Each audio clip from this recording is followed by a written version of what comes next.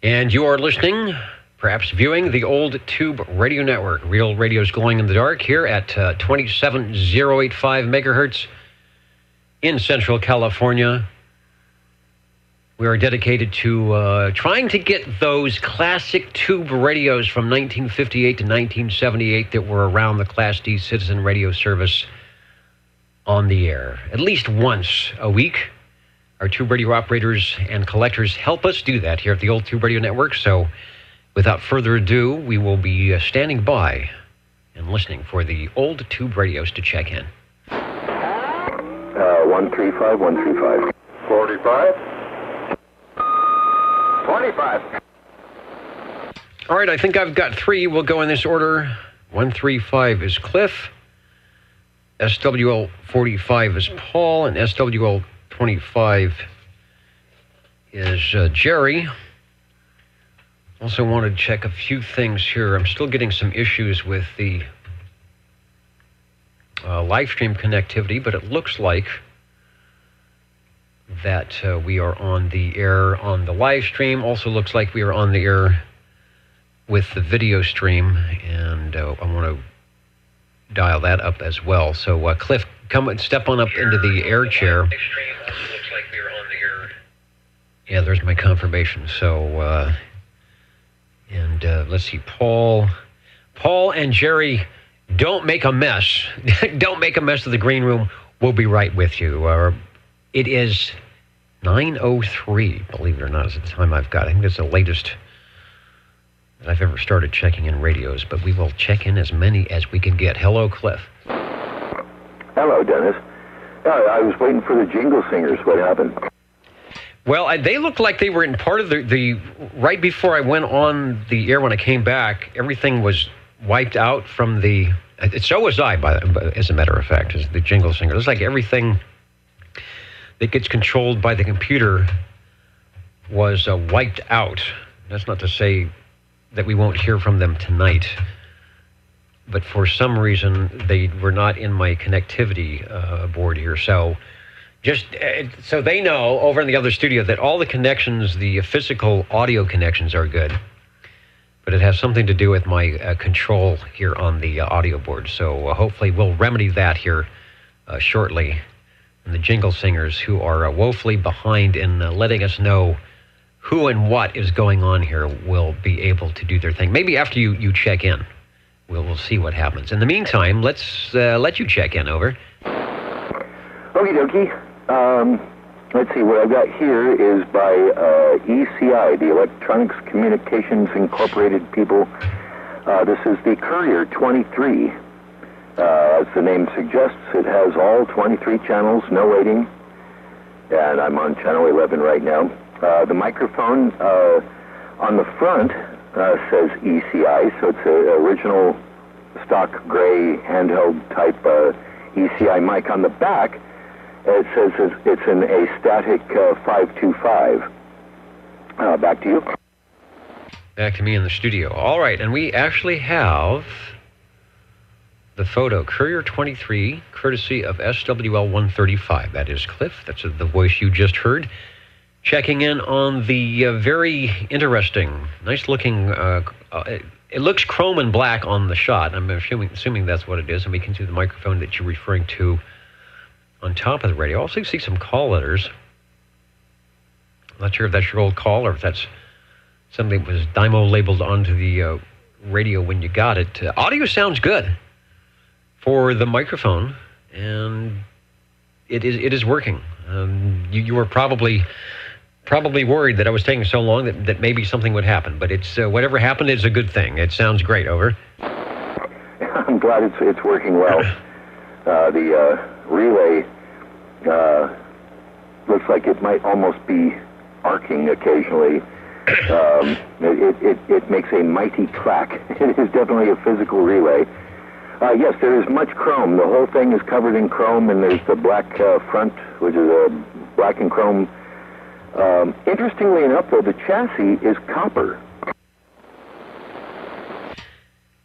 There were a few of those, I think, that had copper chassis, or certain models of certain radios did the copper. I'm not sure what the reason for that. I mean, there's all sorts of reasons, I suppose, but why one would do that. I guess back then, with copper prices the way they were, they were still making pennies.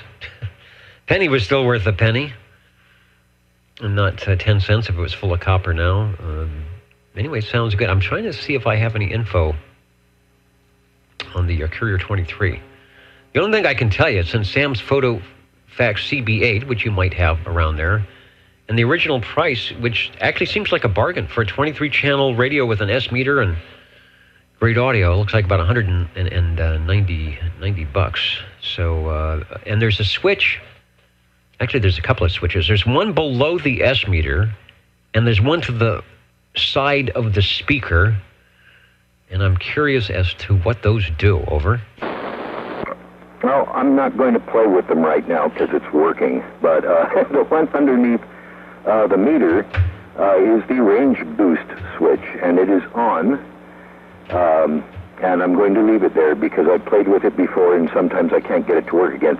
The one to the right of the speaker is your PA public address CB switch. So a mode switch of some type, and it works too. If you hook a speaker up to the back of it and switch it into PA mode, make sure that speaker is as far away from you as you can get it because it is loud. Oh yeah, and the call sign on there, KBW6767, I'm going to assume was the original owner of this, and I left it on there in honor of whoever it was, because I thought it should stay there. I have no idea who that person is, and it was not my call. All right, well, if anybody has they actually had the calls listed for a while, and I can't remember, Monitoring Times or S9 Magazine. It's I'm looking, KBW, Kilowatt Bravo Whiskey 6767. If that's your call, your old radio is sounding great here in 2018. And yeah, that's kind of cool leaving the call because it's one of those little punchy label maker things. It looks cool. It matches the way things should be. Yes, don't play with the switches. The audio sounds great. No need to test. We know what the range boost can and cannot do, and I'm assuming there's a red light. Might be a modulation light is winking and blinking properly. Starting us off, Radio 1, the Courier 23 in the Radio Shack of the Green Arrow, SWL 135, one of the many radios that gets checked in throughout the radio check-in season here in 2018. We haven't heard this one in a while, and it is doing a good job. We'll go back to you for a transmission. And let's see, I don't know, did you ask me a question? If I did, I probably didn't answer it. Back to you. I can't remember. I've had one of those days, too. Yeah, the mod light is modding. It's winking and blinking very well. I swear I remember checking this in earlier sometime this year, but I looked at my little snap grid so I can remember what I've checked in and what I haven't. And it was not marked for this whole year. So I thought I'd check it in just in case I hadn't, and even if I had, it's been a while. All right, we haven't had many couriers. Usually we get the I think it's the 1M or the A75, so this is the one that looks a little more like the standard radio of the day. Not that it's a standard radio by any means, but and it sounds good too. So we're glad that it's made the list here, and you're sounding good as well. Thanks for bringing it by. Oh yeah, I think there was one question. You said you had the Sams there or something. What year was this made in? Well, see, that's what I was looking for. I don't have a year on this one. I think there was it's showing it's from Sam's PhotoFax 8, and the price is $189.50. The other thing I was going to do is see that there were a couple of photos. I'm gonna switch over to the advertisement. and see perhaps the advertisement has. No, okay, we don't give a credit on the ad. Sometimes we credit the ad and when it could be out. So still, I bet somebody out there knows. So we'll keep an eye on the comments. Somebody probably knows what year this came out. Yeah, if Harvey's out there, Harvey might know. I want to say 67 or 68, but I just can't remember, and I don't have my paperwork with me. I am out back here in the CB Cabana tonight, and I forgot to bring any paperwork with me. But hey, thanks a whole lot for letting me check it in, and we'll see you next time. All right, good deal. I got more paperwork than I know what to do with around here. We got the jingle. A couple things we got to do. We've got who's 45 and 25 on the line. Let's get the ID going with the jingle singers. I think they're up and running. Let me make sure. I know they're okay in the studio. Let me see if my end is working here. Here we go. How do you do, ladies and gentlemen? Greetings to you, wherever you are. For music and the latest news from home and from afar, the station for you is OTR, Old Tube Radio. The station for you is OTR. The station for you, the Old Tube Radio Network, in our 34th year of being on the air, doing what I've been hearing tonight, talking to the shortwave listeners, talking to our tube radio operators, and generally having a good time, and reminiscing and remembering what it sounded like and the way it was back in the 1960s and 70s when you were on the air, and having a good time with your tube radio. Also want to check in on the SWL side. We have SWL 35 checking in. Hello, Mr. Bill. Thanks for waving a hand. Also, the Bob and Steve Show checking in. Oxford, Ohio, and Westchester, Ohio. Listening to the radios and liking the old Tube Radio Network. And Bubba, Brian, hello. Hello, Radio 1-2. Come on in. Over. Thanks for waving a hand. And over on the video side, I got to get officially checked in. Mr. OBP, one of the guys who's actually responsible for this being on the air ever so long ago. Hello, OBP. Thanks for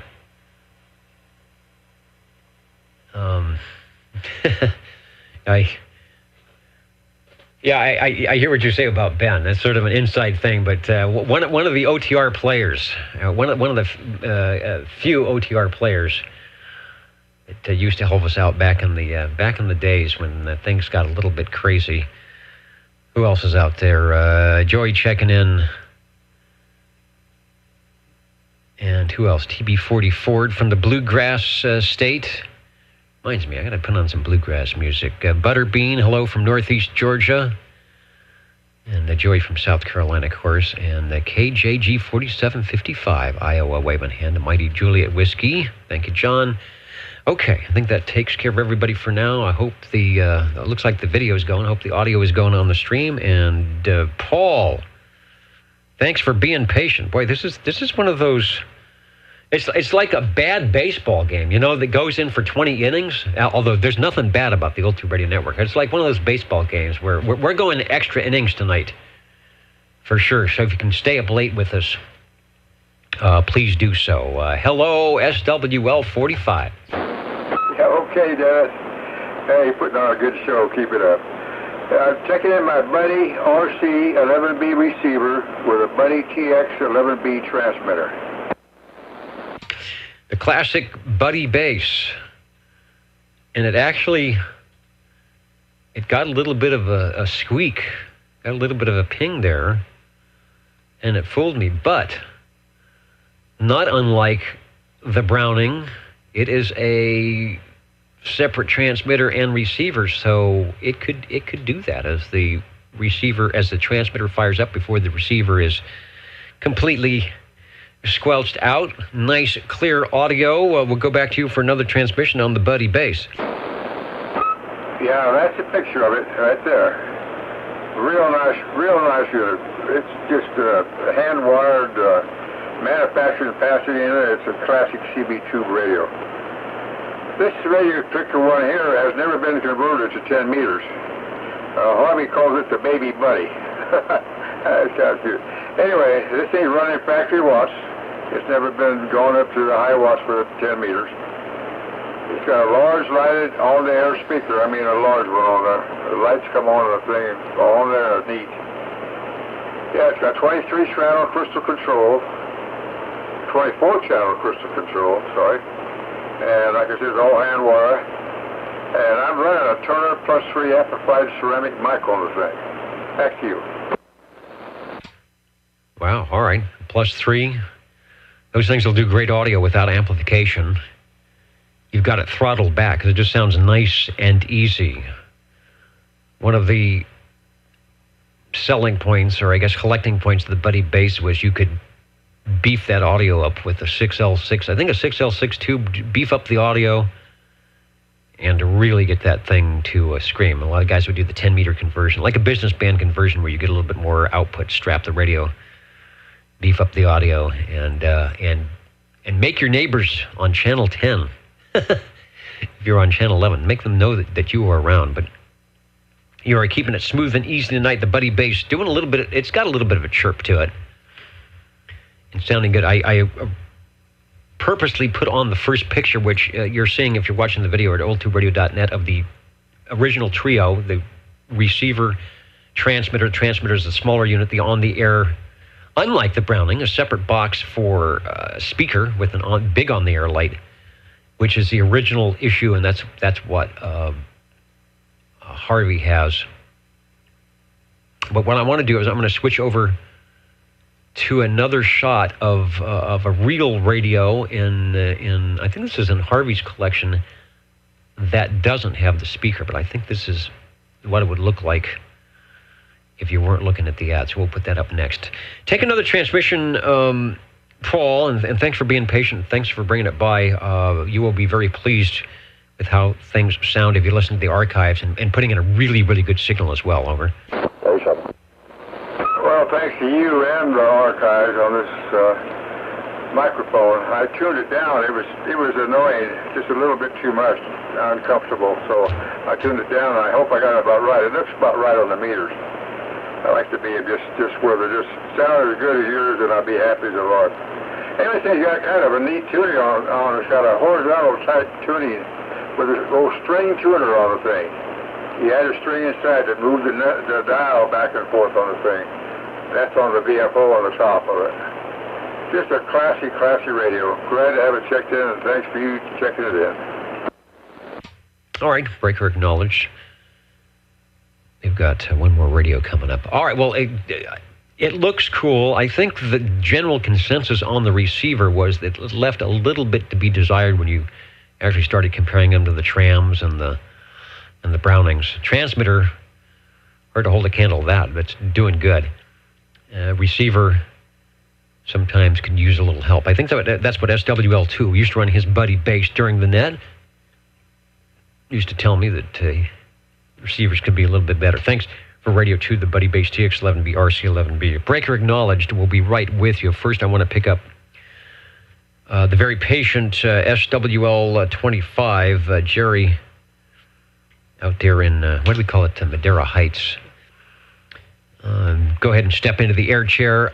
Stan, thanks for the info. SWL71 coming up with a possible answer to our earlier question about the Courier 23, noting that the earlier Courier 23s did not have the range boost circuit, and that Sam's Photofax number 8 typically contained radios from 1965. So 64 to 65 is probably, if you're listening, Cliff, the date for your radio. 64, 65, 66. Who knows how long they made those particular models, but could be as early as 1964 or so, late 64.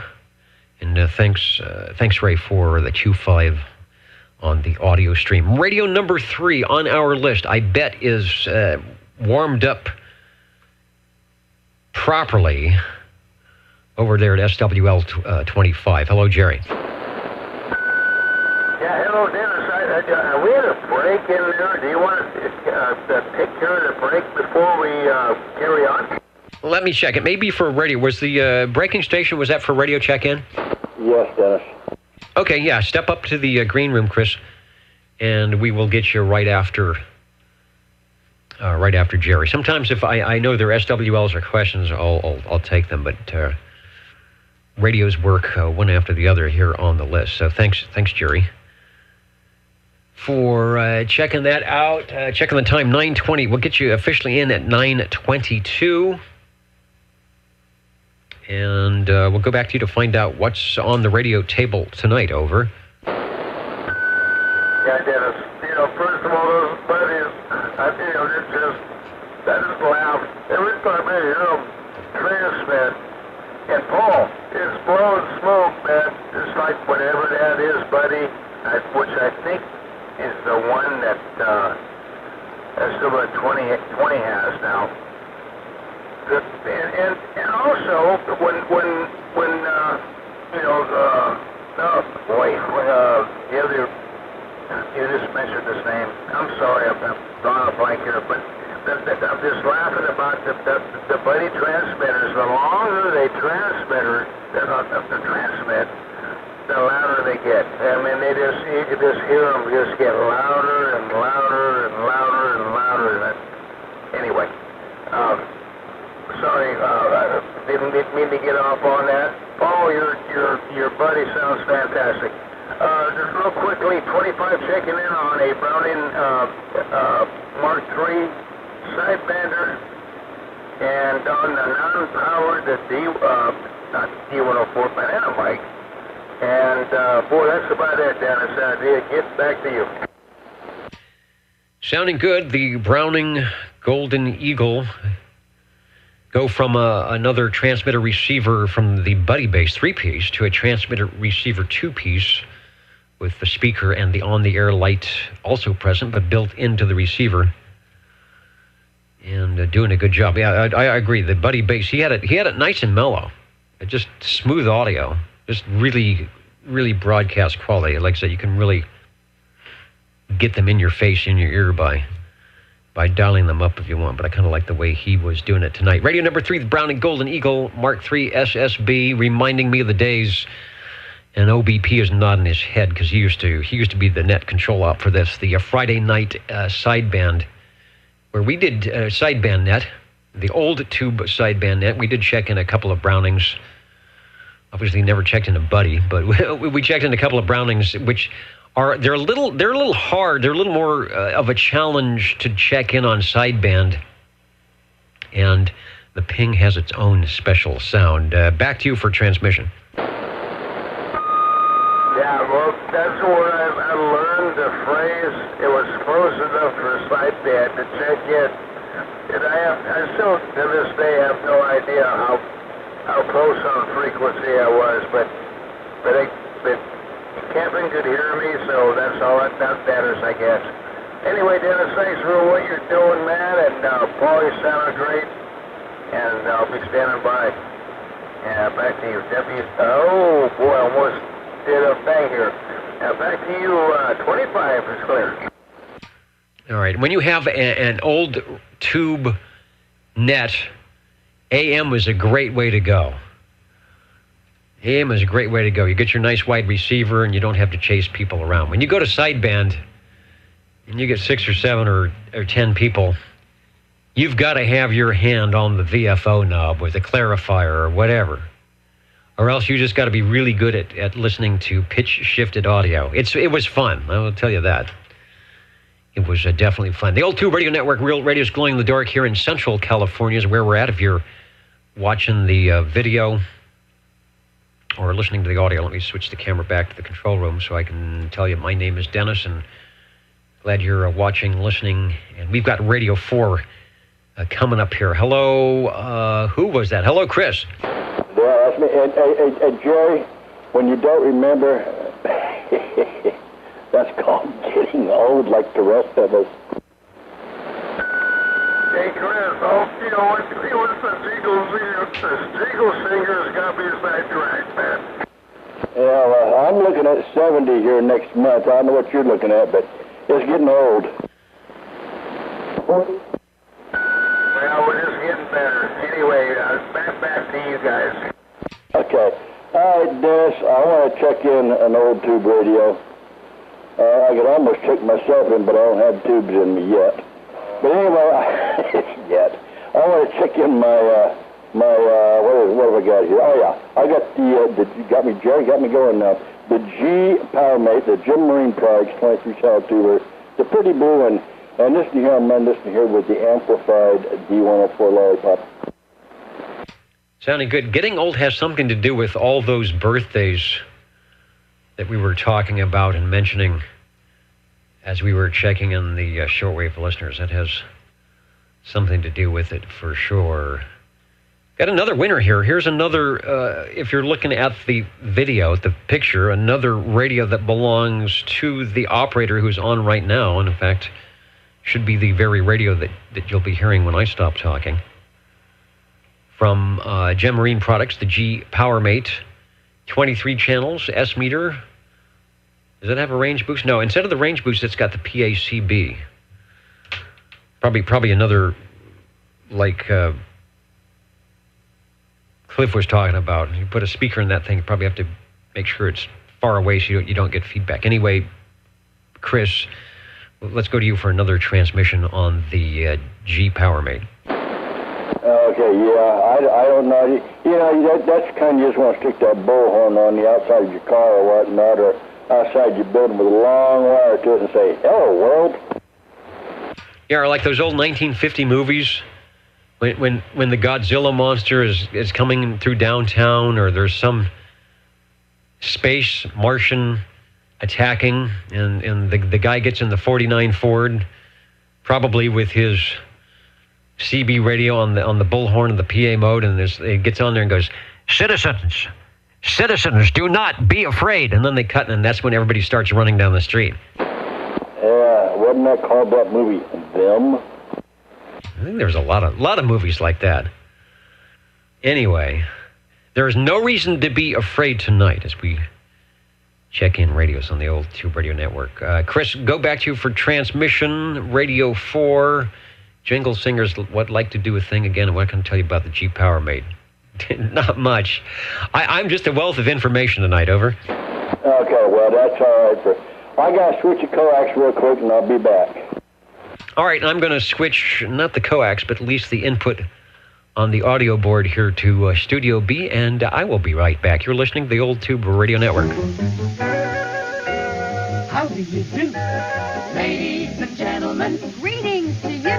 Wherever you are, your favorite slot on the dial by far is known to you as OTR, the Old Tube Radio Network.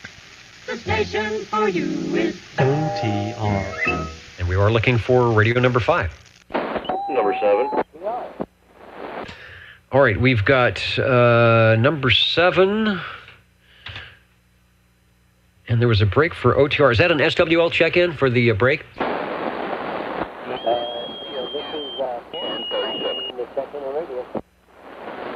All right, we had a couple. We've got a radio. I think that was 77. Dennis, stand by. You'll be radio 6.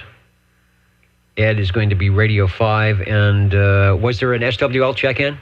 No, there was a 37. 25.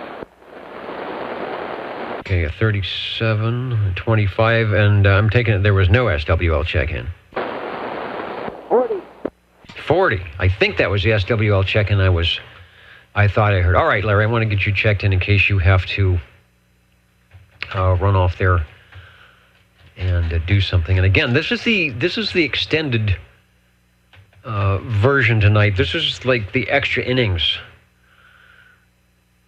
I think is going on here tonight. Let me bring up the SWL check-in list. So if you're watching the big board, you can see that officially we are getting 40 checked in. All right, so don't go away 25, don't go away 37, don't go away 77, I believe is what I heard as we venture to check in lots of radios tonight in the Old Tube Radio Network. In the meantime, SWL7, hello, Mr. Ed.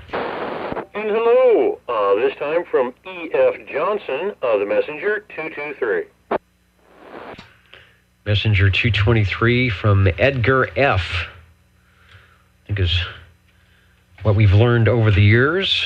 E.F. Johnson Company, who I guess they're making radios, but somebody told me who's doing it now. If it's Kenwood, is it Kenwood owns Johnson? Somebody does. It's not. I don't think it's the E.F. Johnson Company per se.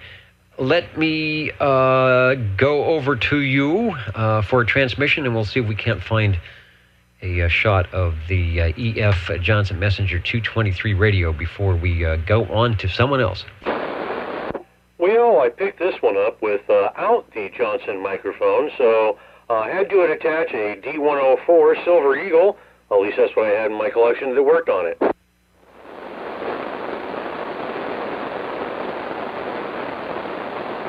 All right, there's the radio. I'm not sure what was up on the video, but the proper radio is up there now. And that's, I always thought that was unusual. It seemed like every time I saw one of these for sale, it had the, well, used to have the desk mic, the Johnson, or the desk mic that says Johnson across the front that looks a lot like a Turner desk or a Shure desk microphone.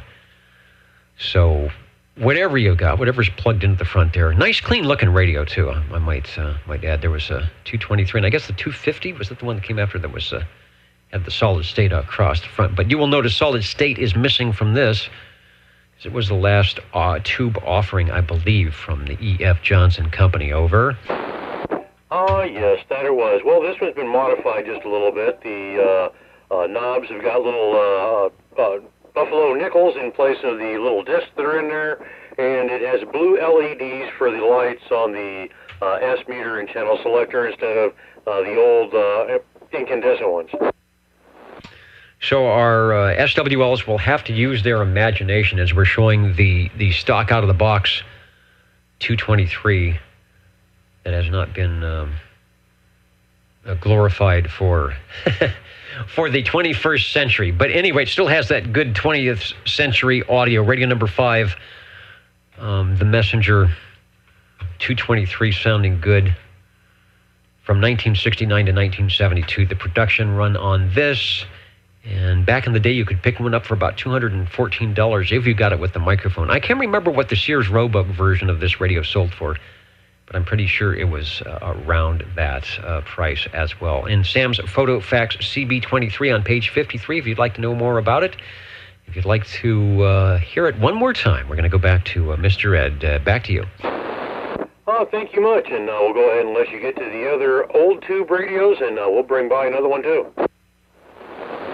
All right. That is good. Boy, things are just really strange here tonight. I'm seeing pictures that shouldn't be there. Let me refresh. I got to refresh a page here. And then I'm going to go to that. That is just so bizarre. I'm not... what I'm seeing is not what I'm seeing. So hopefully if you're... I'm getting some conflicting reports. If you're watching the video... There we go. You're seeing the video. And if you're listening to the audio... you are getting the audio. Radio becomes complicated when you start adding pictures to it. That's for sure. All right. With that said, who is supposed to be coming up to the air chair? I believe, let me check. Are you out there, Dennis? Over. There was, boy, I know Chris is there and I know Jerry is there. Who was the other old tube radio station? I'm here. All right, well, we'll continue on. I had a lot of, I sort of had an old tube radio pile up there, so maybe I miswrote things down. So let's have, okay, in my order it says 37. So, hello, Chris. Yes, hello, Dennis. I'm just getting some watermelon. Yes, am I transmitting? You are transmitting over. Okay, now that I'm transmitting, I put my mouth. I would like to check in my old radio here. I'd like to check in my Courier Royale, 23 channel tuber that glows in the dark. This here is one with all the knobs on it. This is a knobby radio, blinking lights, hidden knobs in the back. It's a mysterious radio that works. It looks good too. And we're running here with the amplified D104 Lollipop also. It works good, and it looks good. If I get a picture of it here someday. And all the knobs, having all the knobs is basically just a bonus, I think. Yeah, as long as it works. As long as it works, and we have got that guaranteed here at OTR. If you listen to the archives, you will hear it doing just fine for radio number 6. I think the last Courier tube-style radio, and one that is popular by many for many reasons. One, it's just a classic radio. It had a lot of features, and it also had a Collins. It used the Collins mechanical filters on the receive side, so it had a great receiver along with some great audio. Back to you for a transmission. Oh yeah. Well, here's an ideal. The knob all the way to the left. That is my squelch and standby knob right there. Then, of course, you have the tone next to that. Next to that one there in the middle there, you have the volume. Then you have your tune. Then you have sensitivity and range plus. And then up on the very top, you have your quietness. For what you quiet out noises and everything. And then, of course, you have your CVPA switch over there. And then in the back, now, there you go. That's where the ever mysterious mic gain is at. Just one. It's not a knob. It's a little screw. You stick your screwdriver into it. You crank it up or down, however. I think. Let me look again and make sure. Is it a knob or what is that? Let me see. Yeah, It's a little screw type thing, but it's it's got rough edges on it, so you can do it with your fingers too, I guess, or screwdriver, but. But, they all work, surprisingly. That could be why they put it in the back. One, they just ran out of space. And two, they figure it's a set and forget type of thing. You set your audio, and then you leave it alone. You grow that fingernail, you grow that thumbnail long enough to tweak it one time, and you are done until, of course, you put in the amplified microphone. It sounds good, doing a good job. Always glad to get in the Courier radios. There is a service manual for those who are interested. If you go to oldtuberadio.com and look up the Courier Royale. But in the meantime, it is our featured radio for radio number 6 tonight, doing a good job. We've got another one standing by, coming up to the air chair. Who is next? I've got SWL25, but I want to check to see if Dennis was in there before we do that. So anyway, Chris, give us another transmission, and we thank you for bringing it by. Oh, yeah, that knob in the back there, like you said, set it and forget. It's like a Ronco, Throw your chicken in it, you set it, you forget it, you got it going until the dinger goes off and you're ready to eat it. But this thing, you wait till it warms up and you talk on it. All right, Dennis, I'm out and waiting for you. I'll be back. All right, and there are some of these radios get quite warm where you probably could wrap the chicken up and maybe have a nice chicken dinner before you sign out of a 2-hour OTR. The Old Tube Radio Network, Real Radio's Going in the Dark. Doing a good job tonight. Thanks for that. Before we go to you, who was it? Jerry, I want to check. Was Dennis in there, 77? All right, I'm hearing things. Hello. Out there out past the Big Giraffe. Hello, Jerry. Hello, Dennis. And Chris, I believe your Brass Band Special sounded better than that Courier that you just checked in. But I know you're going to blow our socks off when you check in on the downtown Burbank, California.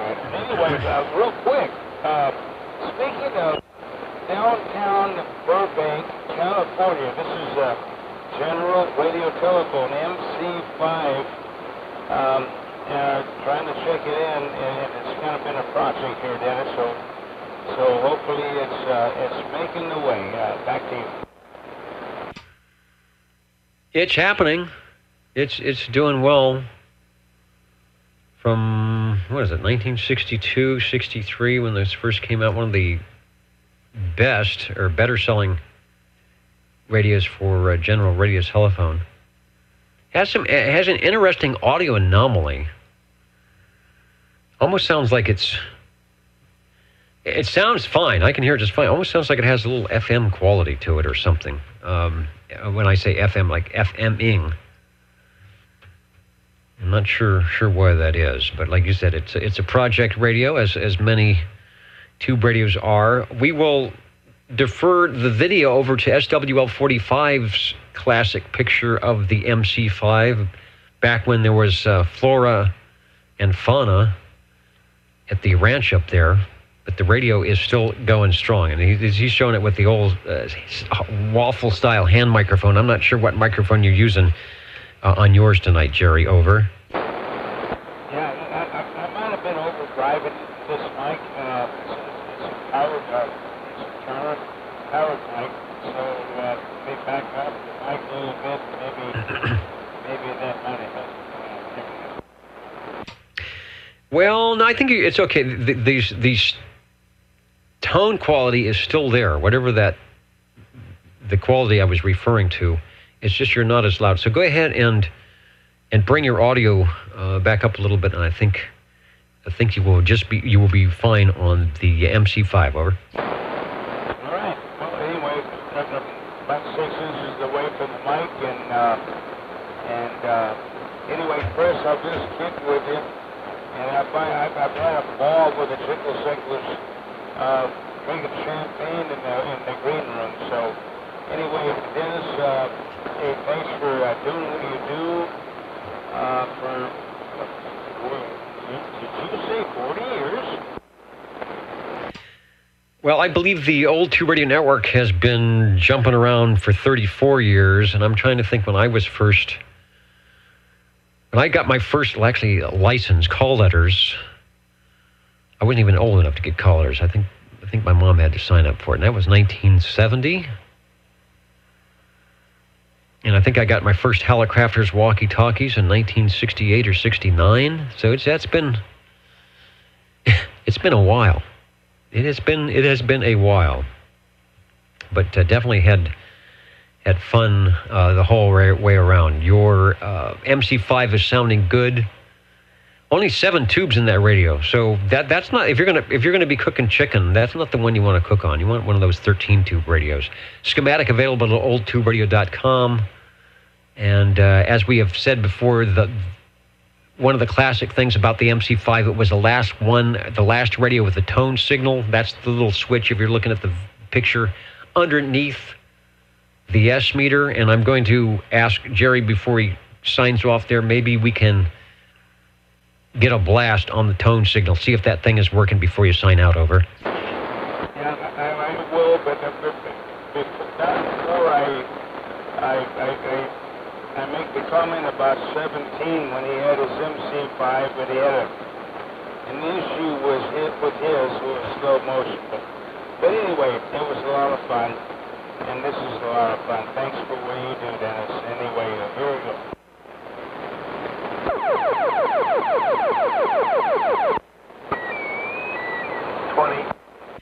And 20 sounding good. Yeah, I think that's the way it's supposed to work. That's the way I remember them. The kind of a very quick oscillation. And yeah, you mentioned SWL17, Eric, Carolina Kid, who also had his sort of sounded like the Martian spaceship on War of the Worlds. It was a bit scary, but it was a tone signal nonetheless. Thanks for bringing it by on the old Tube Radio Network. How do you do? Ladies and gentlemen, greetings to you. Wherever you are, the friendliest station for you by far is known to all as OTR, the Old Tube Radio Network. The station for you is OTR. The station for you and you, the Old Tube Radio Network. 27085 is where we are at in the RF zone here in Central California, listening for talking with the classic radios from the heyday of Tube Radio CB in the late 50s, all throughout the 1960s and the early to mid-1970s. SWL20, don't go away. I want to see if we have, I've got a note here too. It says check for SWL40. Hello, Larry. 37, SWO 40 here. Why am I hearing feedback? With the radio. With the radio. All right.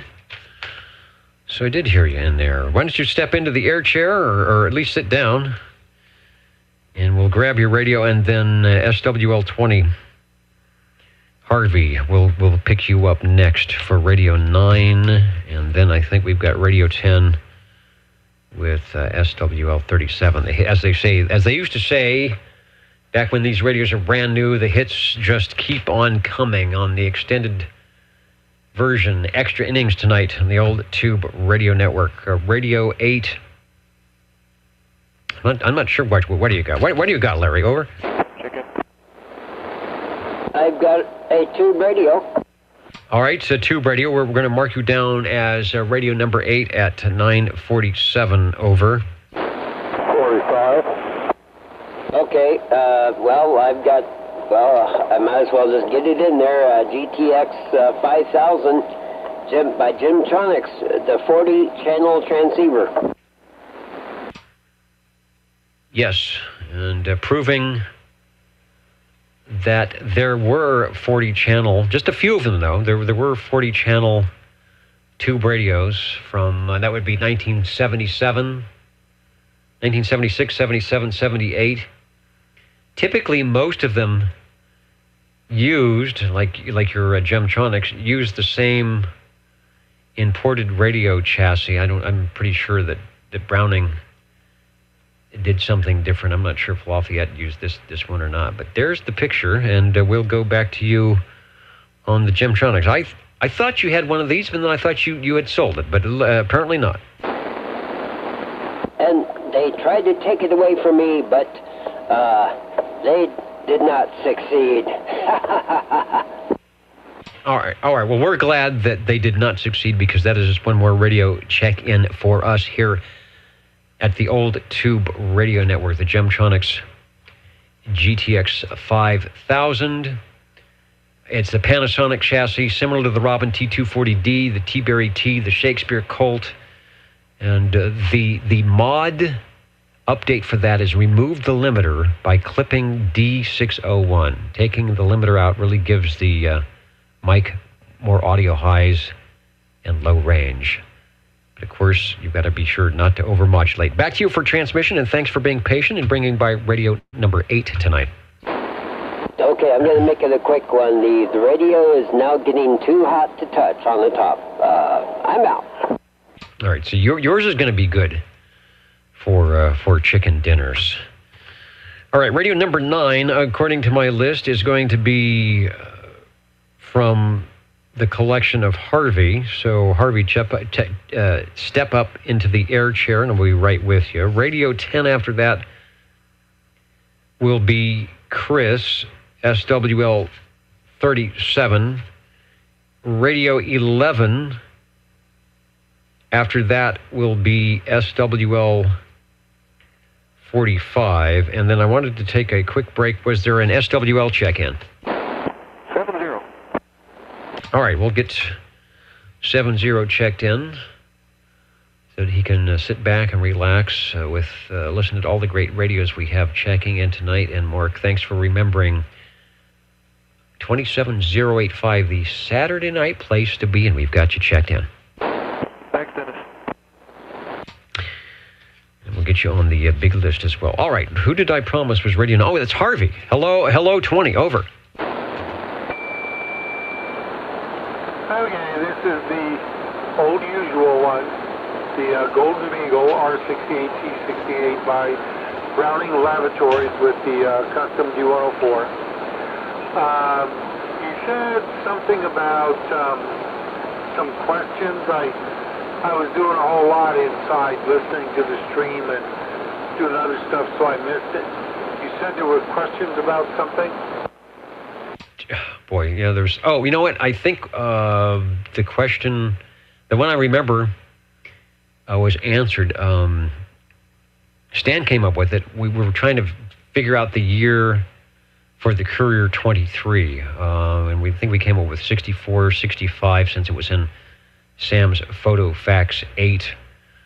Early ones, he noted, did not have the range boost switch, which is what Cliff had on his. There may have been other questions, but we were earlier talking about getting old, and that may be why I don't remember. That sounds about right. Early 60s. They had the Courier 1M and the Courier A75, I think it is, A7, whatever. Look kind of similar. 12-channel radio, crystal controlled and tunable. And then they experimented with putting a second channel selector in, supposedly. I think Phil has that radio. 2 channel selectors on the left, 1 through 11. Then you put it to the 12th position on that switch, and then it goes over to the other channel selector and goes up 12 through 23. But actually, before they came out with that modification, they actually did do the Courier 23 blackface, the one we're all familiar with. And that is what was checking. It was a blackface with the chrome, with and Cliff's had the range boost switch on it. So yeah, not quite as steampunk, and I think I've mentioned it actually had more of a standard the old tube radio box look, but sounding great and doing a good job, as is your Browning Golden Eagle R68 T68, which is jumping in early tonight. It must want to go to bed early because it's got to get up or something. Well, I worked all day today, and I got to work tomorrow. and I actually even have to work Labor Day. That's funny. Anyway, I heard some happy birthdays out there. Thank you. Yeah, it is Wednesday the 5th. So appreciate that. Okay, and thank you to Mike for not mentioning it. All right, he's good at those kind of things, at keeping a secret, I think. So I mentioned that. Well, I hope my audio is okay on the net. It's just I'm showing that there are some strange things going on here, so hopefully it's working. But I mentioned that assuming you don't know anything about his birthday, that you probably won't be telling us when it is at that time. Thanks for checking in. Let me move on here. 20 is in, 37, check in. Actually, you know who I think is next for Radio 10? Yeah, Radio 10 should be Christopher, over. Yes, and your radio is sounding fine over this way. And happy birthday in advance. If not, I'll call you Wednesday and really rub it in, Harvey. So have a good one. That there. But anyway, Dennis, I want to check in this fancy little radio right here. It's got a great name. It's the Chris 23 Plus CB transceiver, 23 transceiver that glows in the dark. And this here, I'm running this here with the original handheld stock microphone. Over. Indeed. I don't know if Harvey had a comment. I'll get a shot of the Chris 23 Plus, which I believe was one of the 23-channel Panasonic clones that always sounded good, regardless of the microphone that was on there. And yours is no exception. Sounds good. Take another transmission. Okay. Well, after I get out this here, I've got another one check in, but it's got to warm up because they don't have the standby switches. So, you know what that means. I'm going to be a few minutes out getting them warmed up. I'll be back. Not a problem. We're here on extended innings tonight on the Old Tube Radio Network. Assuming things don't blow up around here. I guess my radio sounds good. I was more concerned with some of the internet stuff that shows that it's trying to malfunction. Let me go over quickly. And who's next? Paul. Don't go away, Paul. Step up into the air chair. We'll get you here. I'm looking at the things. And Charlie, thank you, 55, says the audio sounds great in Baltimore. So if we can make it to MD there, we ought to make it to downtown Clovis. Thanks, Chris, for being Radio 10. Let's go to Radio 11, and hopefully you can hear me. Paul, SWL 45, over.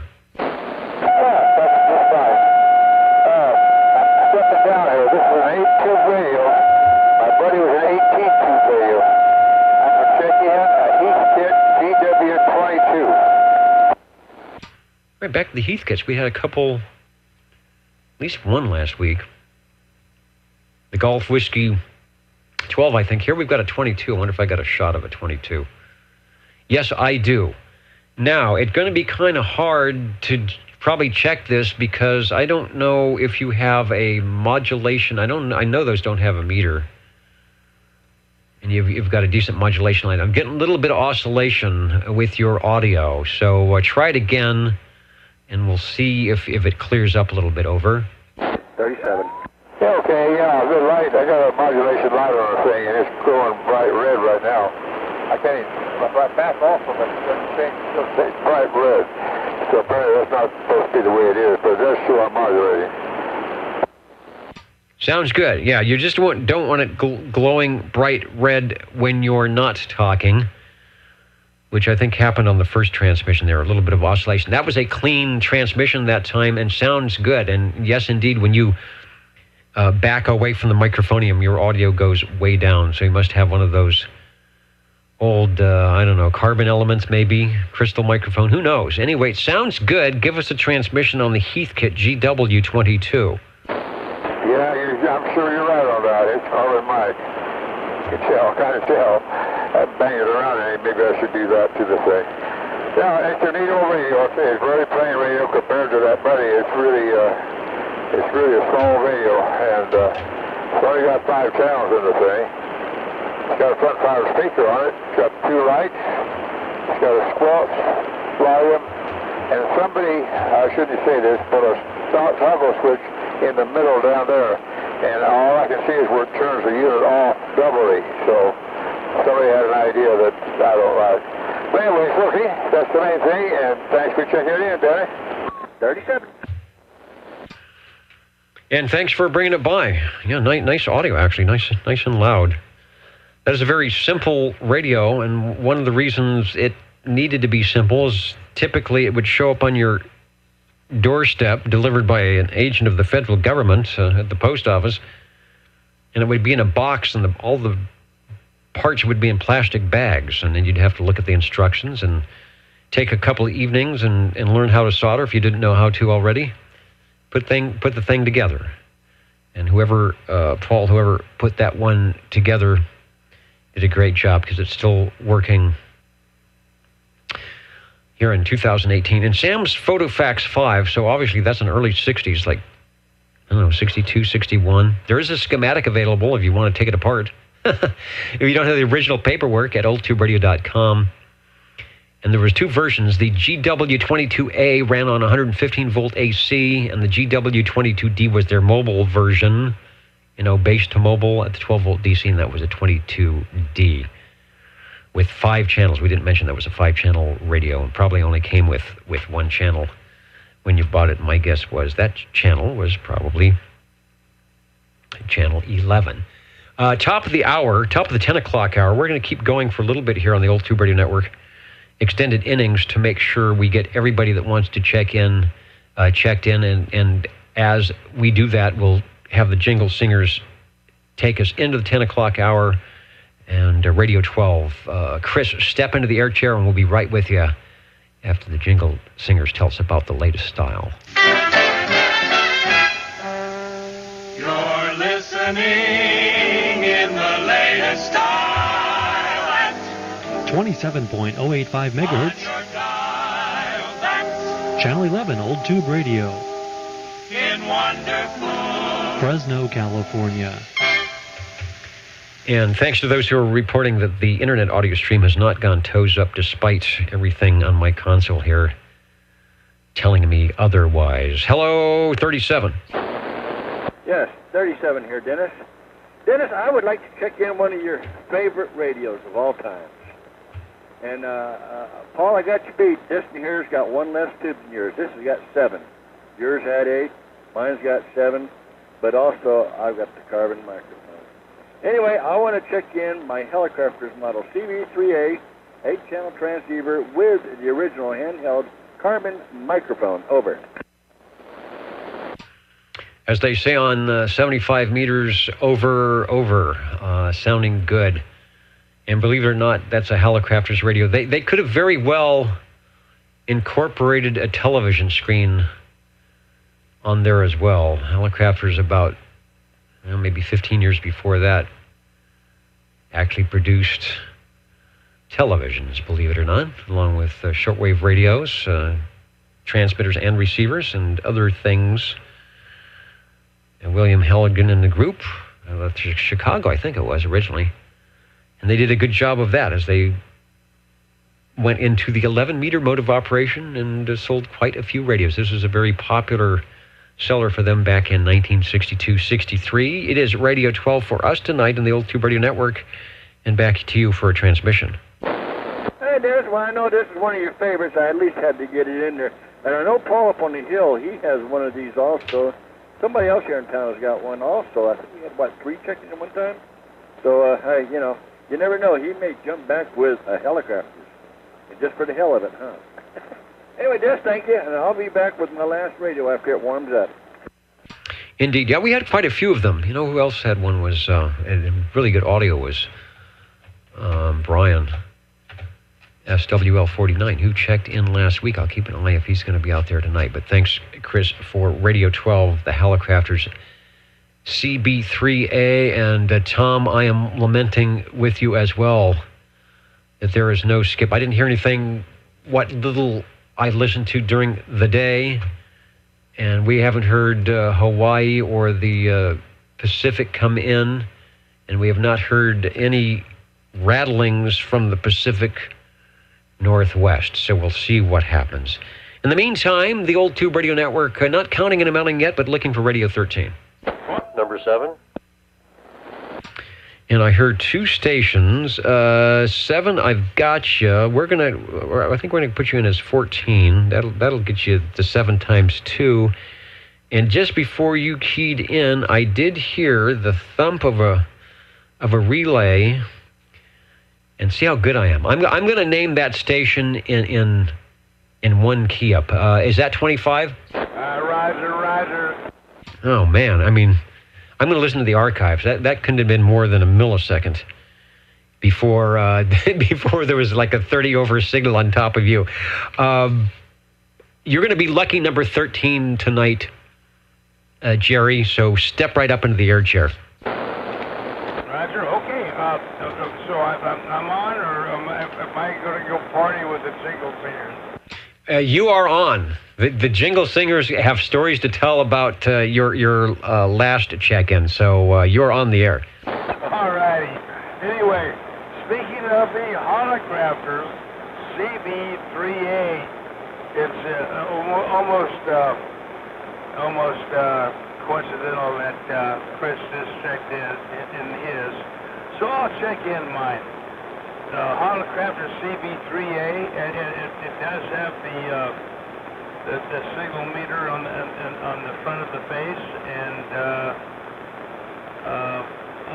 I'm talking on a non-powered D104. So boy, that's it. If this thing gets checked in, I mean that thing will be at death. So back to you, Dennis. It is checked in. We put the radio up last go around. So here for Radio 13, what I'm going to do for those who are watching the video, it's the wrong aspect ratio. But if you're at oldtuberadio.net, you will see an advertisement from Popular Mechanics, July 1963, which I think was sort of in the middle of the production run for this radio.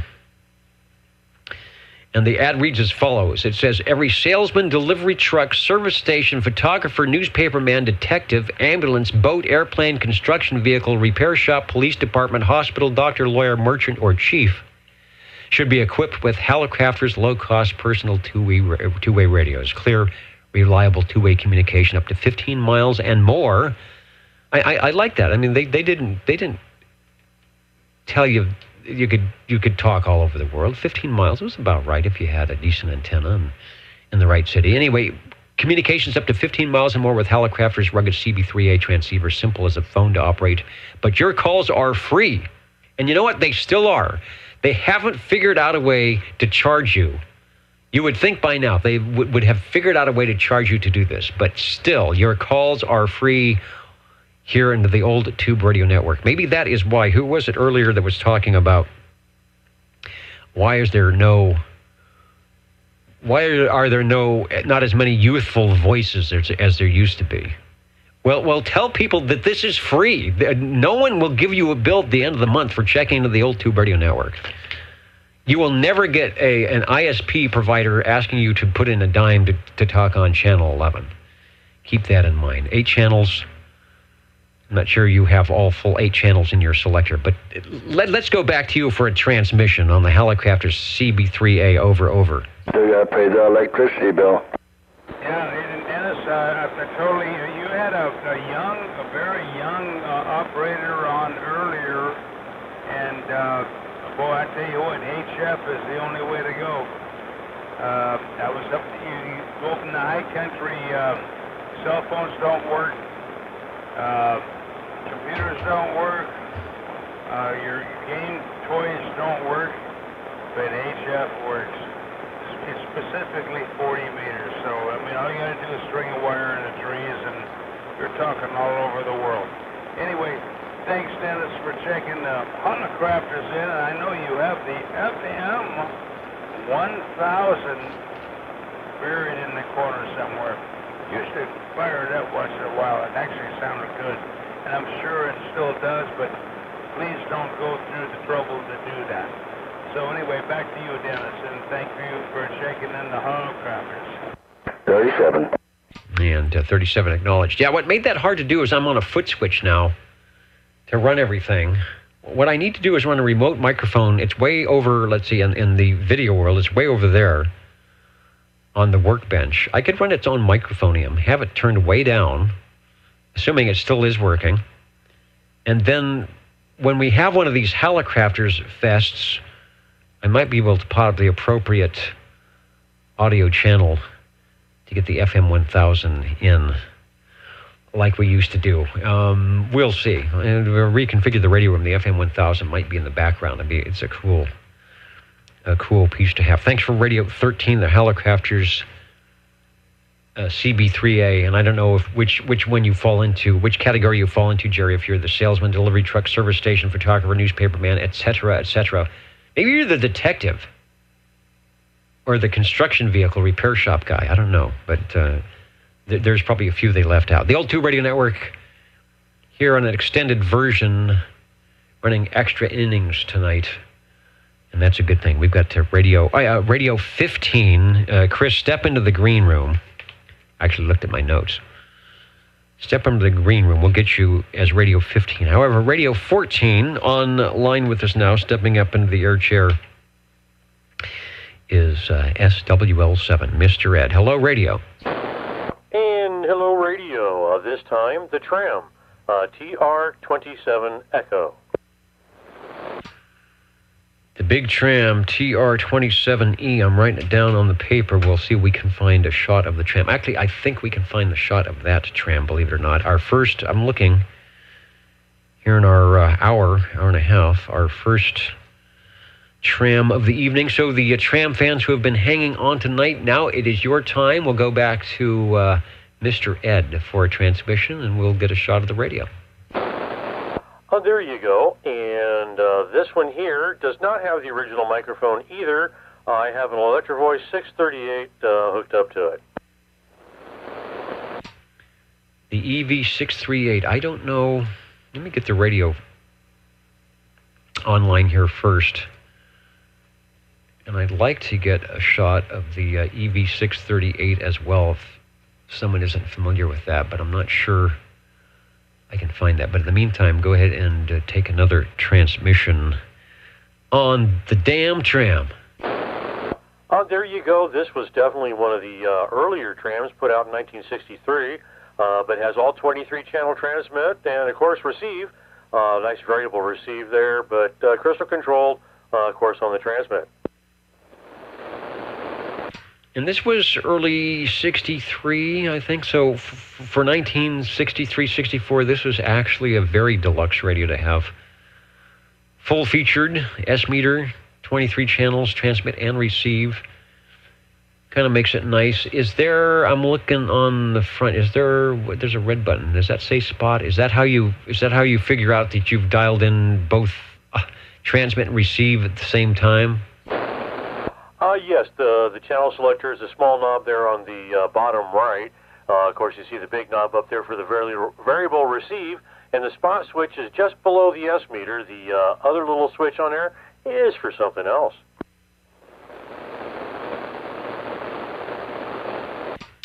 Good. All right, there is the microphonium. I was trying to get a shot of the full desk mic, although the big attraction on this, of course, is that sort of space alien bifurcated head, but you can see that.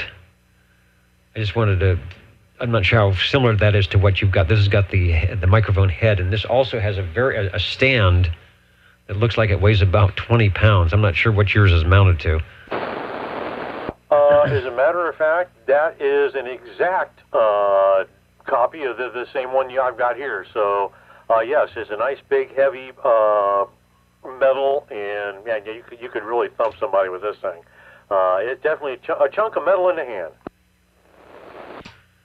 Works good, doesn't fall off the table. You definitely would not, this is a good choice radio for this microphone. I don't think you would want to try this with the Browning Eagle, which prompts a lot of people to pick the microphonium up in the air and swing it around to get that screaming eagle.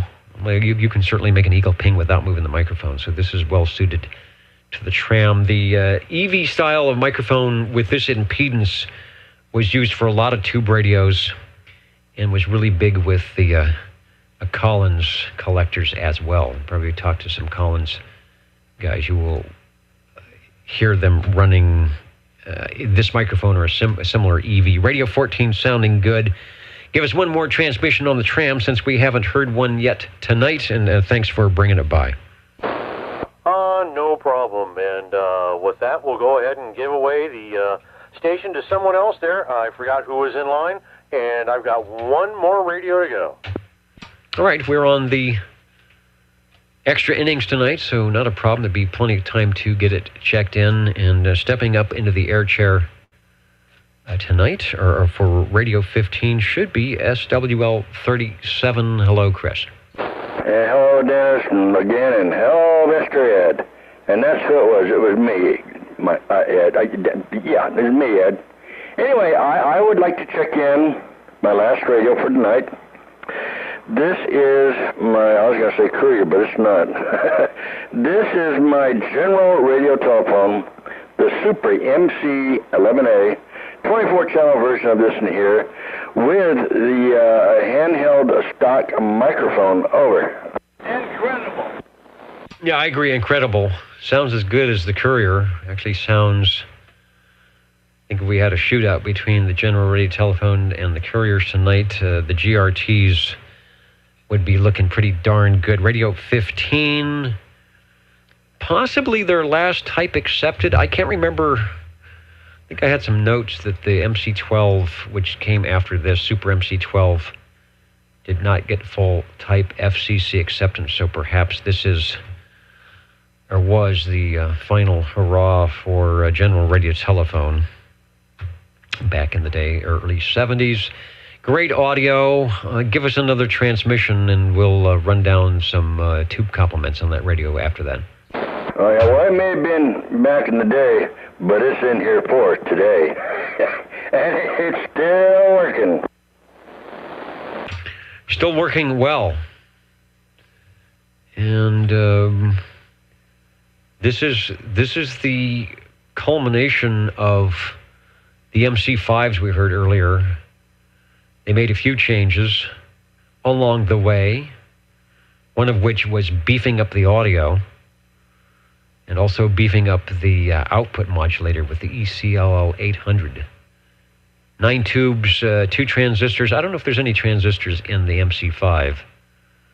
I think those only had 7 or 8 tubes. So they figured out how to make a good thing even better. Radio number 15. Give us one more transmission before you go. Thanks, Chris, for jumping in the Radio Shack tonight and spending some extra time with us. I think we got them all checked in.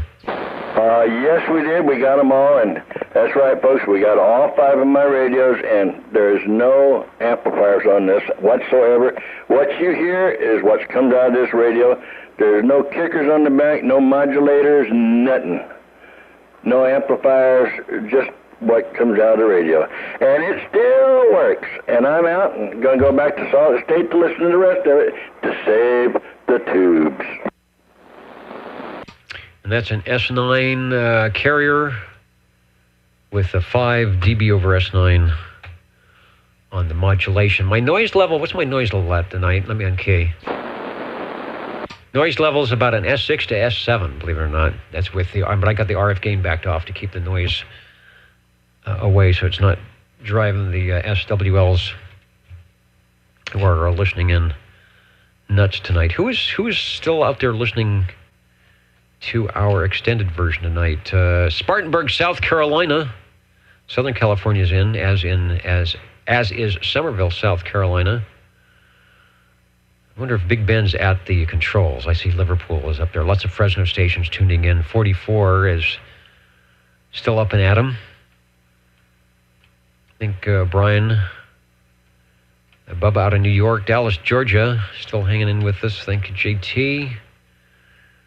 North Fork, Centerville, Virginia, Fayetteville, North Carolina, St. Charles, Indiana. I believe that's... I'm sorry, St. Charles, Iowa. I think that's 71, another New York station. There's Idaho, our Idaho station, and a host of others tuning in the Old Tube Radio Network tonight. Jingle singers are banging on the glass, saying that if they're going to have to work overtime, they want to actually do something. So here we go.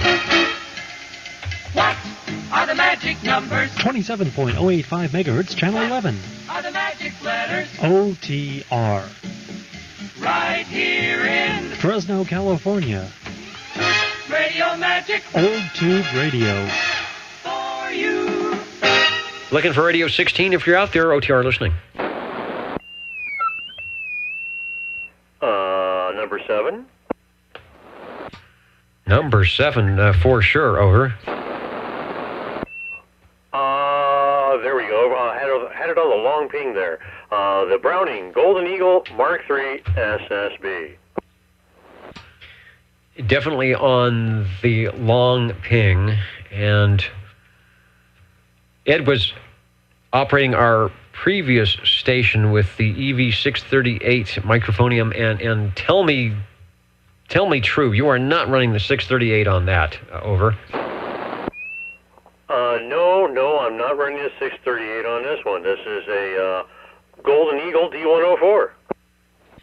You got to have the Golden Eagle with the Golden Eagle. Not that the 638 wouldn't work with that. I'm pretty sure it worked pretty well. It would probably sound pretty darn good too, but I'm thinking you would definitely be keeping that one on the table. Actually, it's a chore doing that with the D104. As long you got to make sure that head is screwed on pretty good. Yeah, go swinging around, have it fly off there, and then you'd be left with half a microphone in your hand. That's for sure. I've had seen a couple of the D104 microphones that have had the heads removed one too many times, so the threads are not great, and the thing does wobble and crackle in the socket there. So you want to have a good D104. Actually, Ed has a great D104. I think this is the shot of Cliff's radio, but I'm going to try and squeeze in the very corner that is also showing, and I think, since I never had one, I think Ed told me that the microphone we're seeing here is also the the Golden Eagle microphone, right? That's correct. The one you see there is just like this one. This one's in just a tiny bit better shape, but it looks just about brand new. In fact, I use a rag to key it up with, and I don't touch it with my fingers. In pristine condition. Now, I thought I had a better picture of the microphone. If you turn, or when you turn the microphone around so you're not looking directly into the element, is there some engraving or something on the back of the mic head? Yes, there is. This one does not have the BL mark on the back of it, though. It just has a big eagle, just like the Silver Eagle does. All right, pretty cool. Kind of microphone you definitely want, or you would like to aspire to, when you have a radio that is that nice. Browning Golden Eagle Mark III SSB. If you've been in CB radio for any amount of time, you probably know about this. You might not have ever operated one. And, it took me how long? I guess it was a couple years until I went into somebody's shack that actually had, and this was 72, it was a Mark II. I actually got in and see somebody operating a Mark II. And then it was a long, long time after that until I actually sat down and operated on a Browning. I think it was one of Kevin's, like the 23S9. And then, of course, we used Jerry's for the net control a couple times. And, of course, Ed has done net control with that very radio a couple times, I'm sure. Radio 16, we'll go back to you for another transmission. Oh, there you go. Yep, this radio's been around for a while. In fact, I got it from another SWL before he left town. So it's definitely been on OTR for a number of years. As have a lot of the radios and a lot of the SWLs, too, because we've been around for a couple of years. Thanks for Radio 16. Who's asking the question? Bill, West Virginia. What radio am I on? I'm going to fess up. I have tube radio equipment in the audio section up here, but because of how I'm running the internet and the outputs I need and the receiver I need, I'm using a less than stellar, that is to say, there ain't a lot of tubes in it, radio that's up here. Where is it? Right about there on the shelf that you can't see. That helps me distribute the audio that you hear onto the internet, and it has a pretty decent receiver. Radios behind the tram, which has been a net control item, and the Browning back there, which has been a net control item, and other net control. My Regency, the General Radio Telephone VS2, actually the Gonset G76, I think we did that one time. The E.F. Johnson Messenger just didn't work that well for net control because of the crystal thing. So anyway, I'm running a newer radio so that I can get the output and my receive the way I need it. But I have done it before with the tube radios. It just becomes a bit more tricky running the audio because a lot of those radios didn't have the proper audio output to do what I need to do. Or if they did, I have to do a lot of filtering to make sure we don't get the buzzing going on. So thanks for the question, Bill. That's why I like to focus. I like to focus on our tube radio operators that have the tube radios and just kind of keep my stuff off to the side. We are looking for Radio 17 as if it's out there. I'll be counting and amounting here in just a little bit. Jingle Singers probably have maybe one more ditty to go, but let me stop talking and see if there's any other check-ins, SWL or tube radio-wise.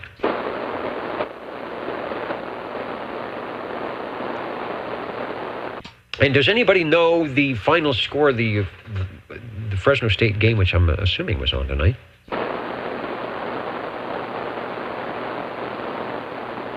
Don't tell me it was that bad.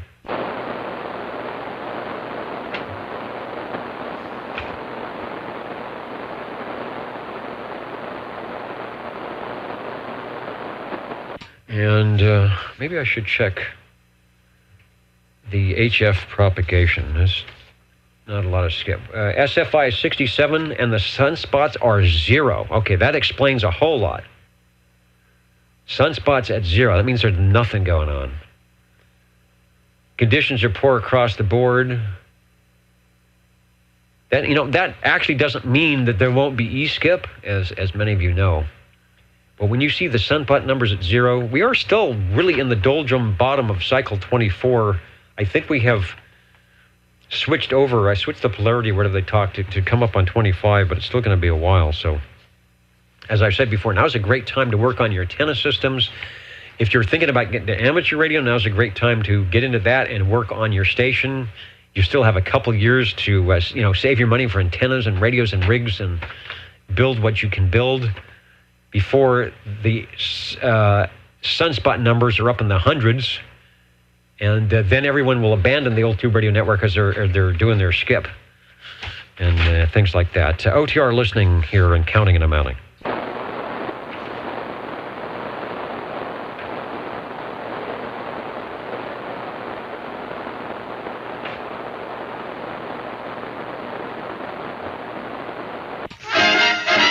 Let's do some spelling. OTR. 27.085 megahertz. Channel 11, Old Tube Radio. Old Tube Radio.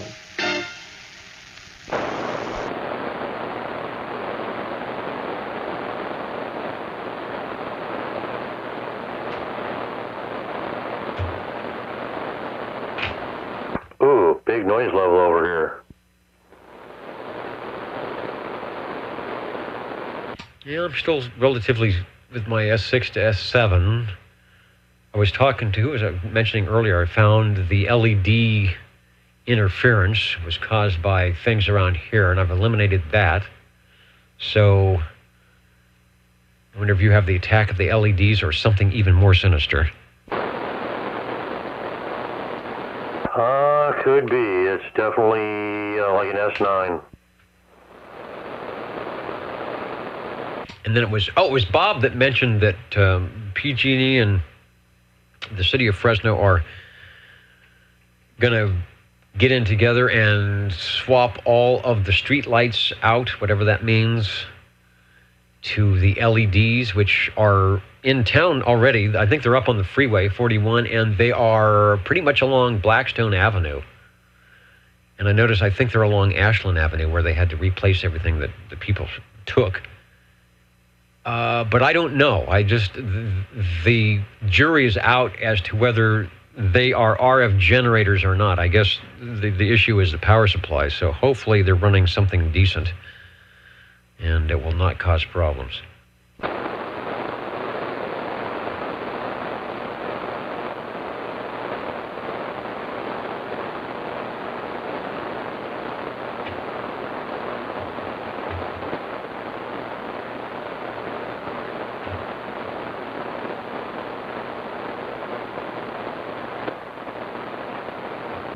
Here's a question from SWL44. Question: most old tube radios checked in on any Saturday night?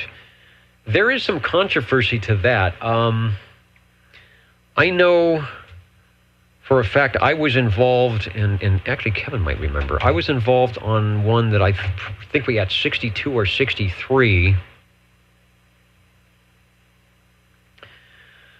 And there might have been an evening that had more, but I remember 62 or 63, and that was the broadcast.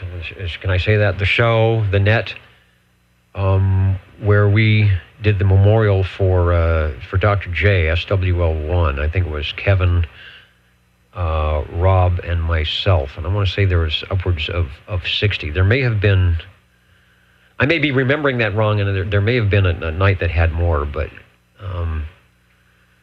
that was a lot of radios. But that we had 3 net controllers, which actually helped out. The radio sheet, let me show you here. Where is it? Where is the? Goes up to.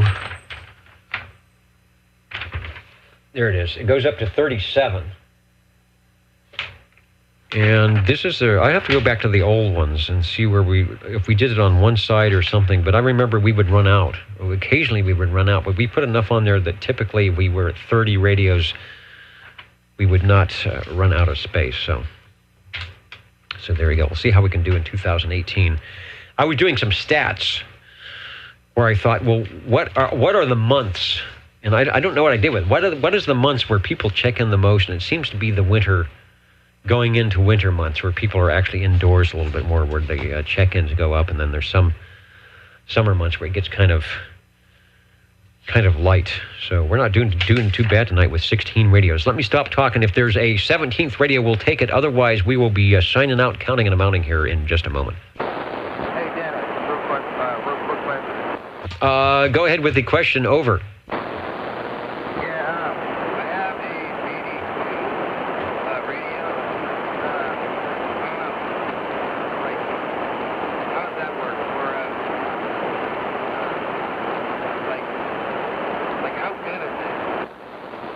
And what is the radio that you're referring to? The Mayday 2, like a handheld radio.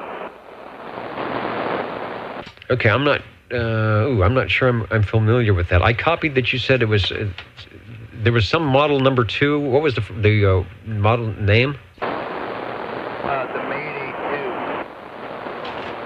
2. Okay, I'm definitely not familiar with that. Is that a CB radio? All right. Well, first let's, I guess, address the obvious thing, which is the name. And any radio with a name of Mayday strikes fear into this operator. Let me see if I can. Okay, you know what? We're going to, because you brought it up. I'm going to bring up a picture here. Let me see if I can actually do that. Bring up a picture of the Mayday 2. And I always like the Old Tube Radio Network because I can learn something. There you go. That is, if you're at oldtuberadio.net, and let me pop up a shot on the video here. There is what appears to be the Mayday 2. This one looks like it's in a leather case. Vintage Crayco. It's a Crayco 4009 Mayday 2 emergency radio. All right, well, maybe hence the thing Mayday. And I'm wondering if, with a name like that, it has one of those switches over to channel 9 instantly, something like that. Are you on a Mayday 2? Over? No. I got it at my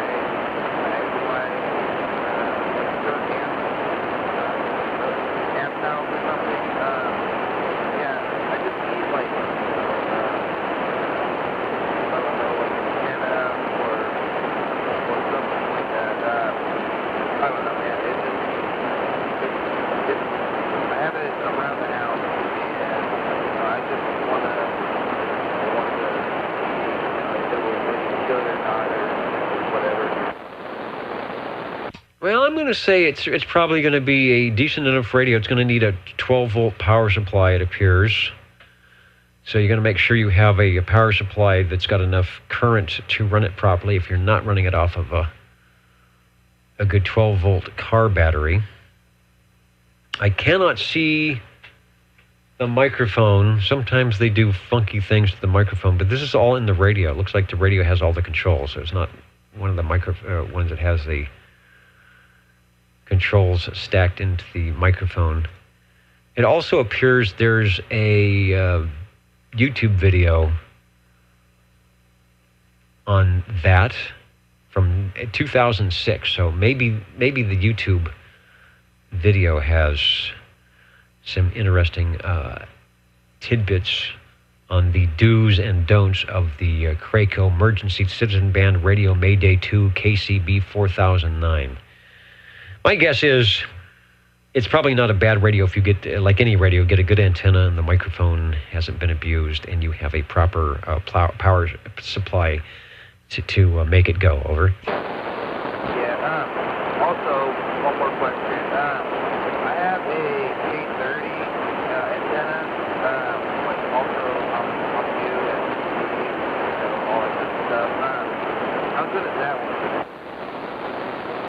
The K30. Anybody know about the K30? That should be a mobile style antenna. Is that correct? Yeah. Okay, I've heard a lot about the K40s. So with mobile antennas, your antenna can be just fine, but how and where you mount it can also be an issue, especially with grounding and things of that nature.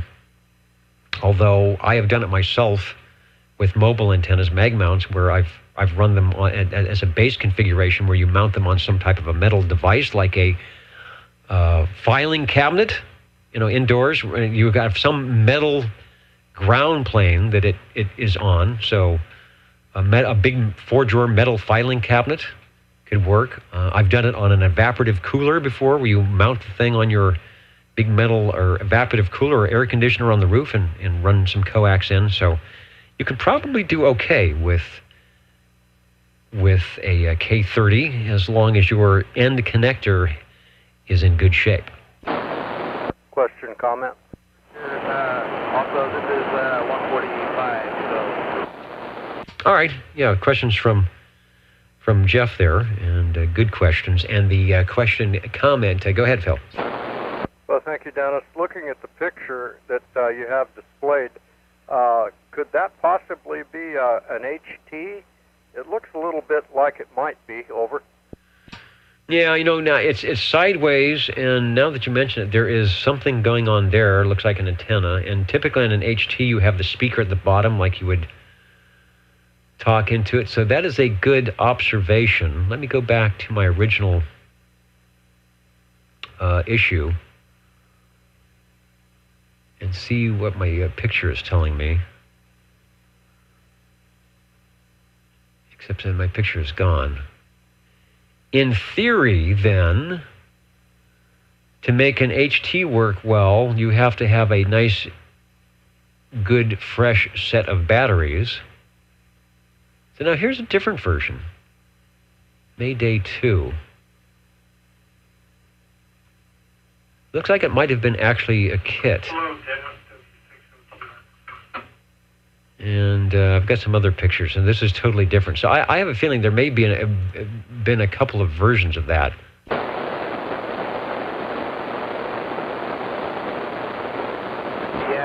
well, I just wanted to get what's working.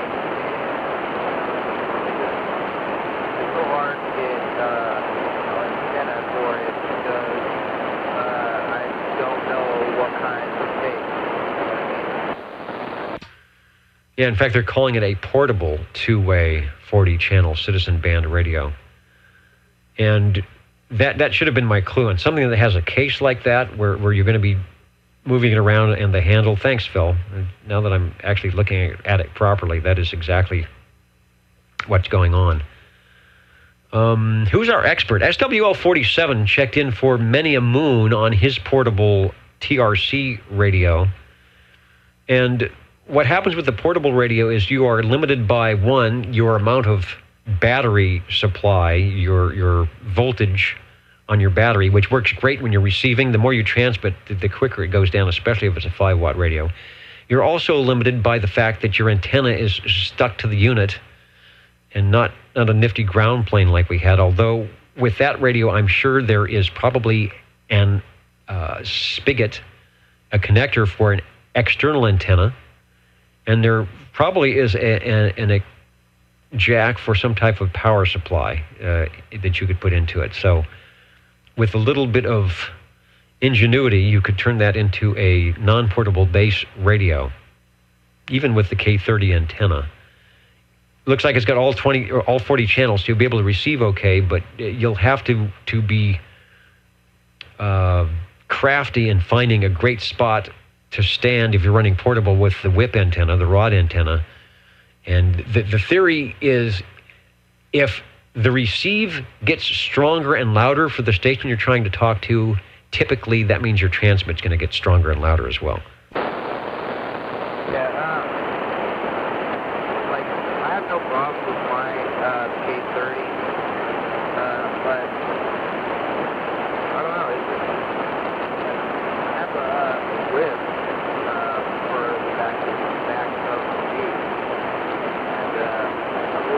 go. Here they go. I don't know, it's just, like, I can't really seem to find, what I need. Well, I don't run mobile a lot, but from what I hear from the people who do, the best antenna really is the 102-inch, the big steel mobile whip, the full-length 102-inch steel whip, somewhere mounted on the body of the car as high as you can possibly get. SWL number 2 did the ultimate. He had a pickup truck with a 102-inch whip mounted on the top of the cab.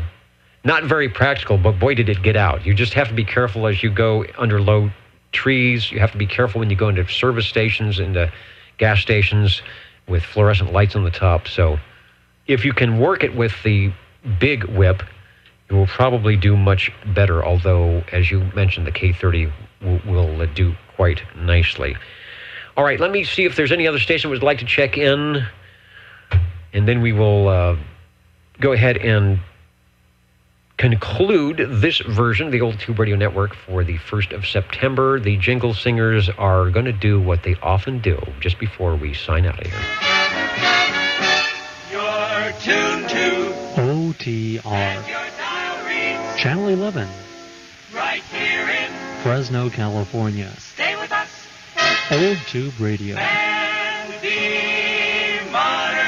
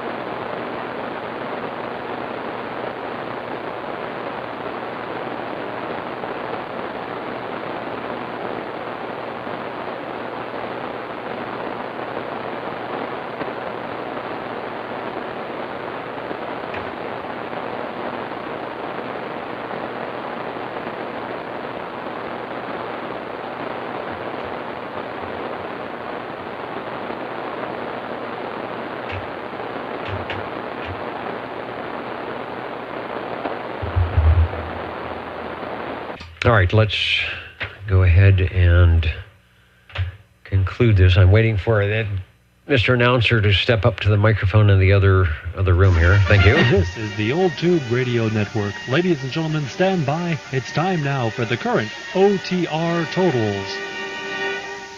The OTR totals, and thanks to JT, good night to you. Stan, who mentioned that we were talking about the portable Craco radio. Stan says he's got a couple of Midlands like that where the top opens up, and that's where the batteries go. And the mic and speaker are handheld. So, yeah, typically with that, they probably have an external microphone connector place and an external antenna place and a place to put an external power supply. And there were a lot of those emergency radios like that. I agree, Ray. The Radio Shack had one. GE had the Help 40. Some of them were all... I remember there's one that had everything in the microphone. So you didn't have to worry about having a radio stuck somewhere, but you'd need a lot of help trying to figure out which button to press and not take yourself off frequency. Some of the radios had switches that would take it to channel 9. So back in the heyday, 40 channels in the late 70s, when REACT was still around, boy, we had a great REACT where I was in Southern California. It was the best. KOX 1095 West Coast REACT. The absolute best. I mean, and they had Southern California freeways to deal with. They did a great job. The mighty KUH, hello, Brian, and 73 to you. I hope there was looks like the bands are in pretty sorry shape, so hope you're getting some good DX. And good night to all those listening here on the extended version, going into extra innings tonight. It's 10:46, and I got to get out of here, too.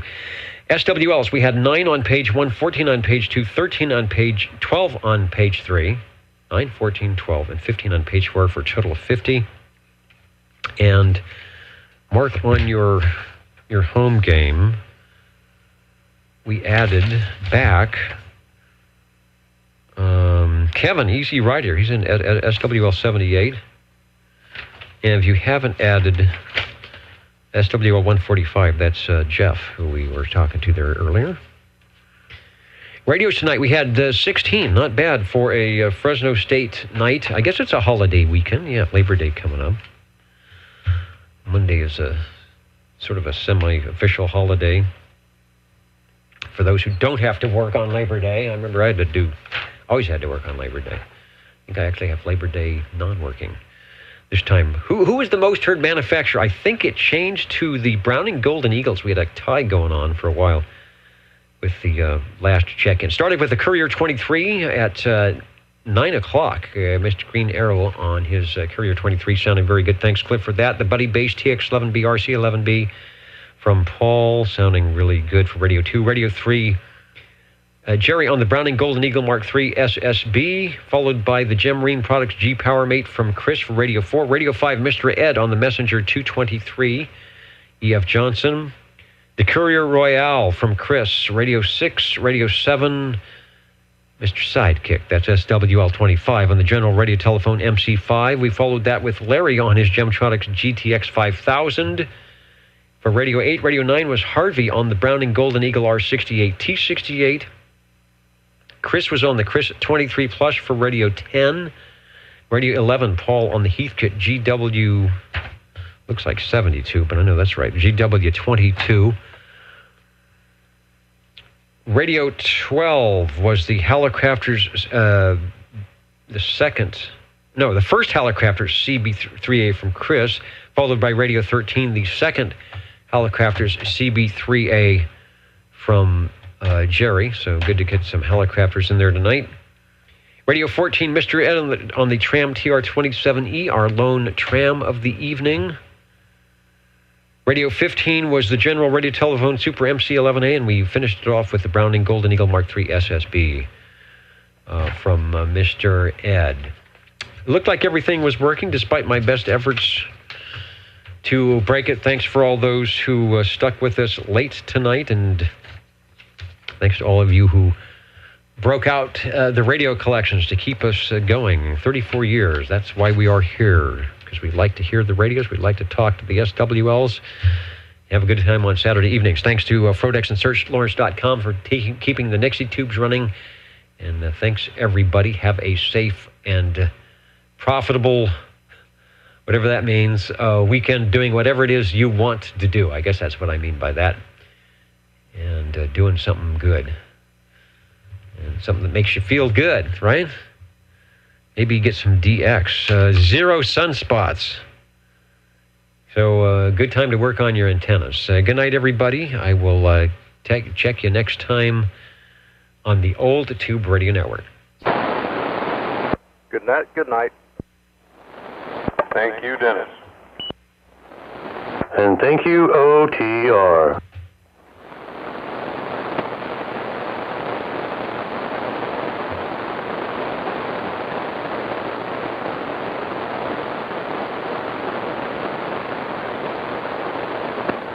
If I find the right switch here, we'll say goodnight to our TV watchers over at YouTube, 73.